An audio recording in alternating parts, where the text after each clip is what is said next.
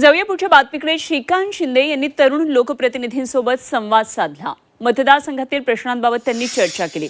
तरुणांच्या समस्या सोडवण्यासाठी उपाययोजनांच्या सूचनाही केल्या, तर विद्यार्थ्यांचे प्रश्न सरकारकडे मांडण्याच्या सूचना केलेल्या आहेत. सध्या जेनझी आणि तरुणांसाठी प्रत्येक पक्ष कुठेतरी झटताना पाहायला मिळतो आहे आणि यामध्ये श्रीकांत शिंदे यांनी सुद्धा तरुण लोकप्रतिनिधींसोबत आता संवाद साधलेला आहे. 20, 21, 22, 25 अशा वयोगटातील जे आहेत ते आमचे सगळे तरुण मित्र या ठिकाणी आले होते. त्यांच्याबरोबर आम्ही एक एक्सरसाइज केली. कशा प्रकारे जे आहे काय काय प्रश्न युवकांना भेडसावतात, त्यांच्या मतदारसंघामधले कसे काय प्रश्न आहेत आणि त्याच्यावरती पॉलिसी कशा प्रकारे आम्ही आणू शकतो, काय काय चेंजेस करू शकतो, ते देखील एक स्टेक होल्डर म्हणून पक्षामध्ये काम करतायत. त्यांचं म्हणणं आज ऐकून घेण्याचं काम जे आहे ते या ठिकाणी पक्षाच्या माध्यमाने झालं.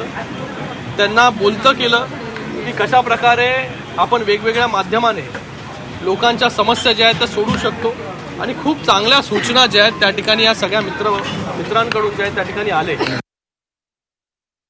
कोस्टल रोडच्या बाजूला जे आहे ओपन स्पेस डेव्हलप करतोय.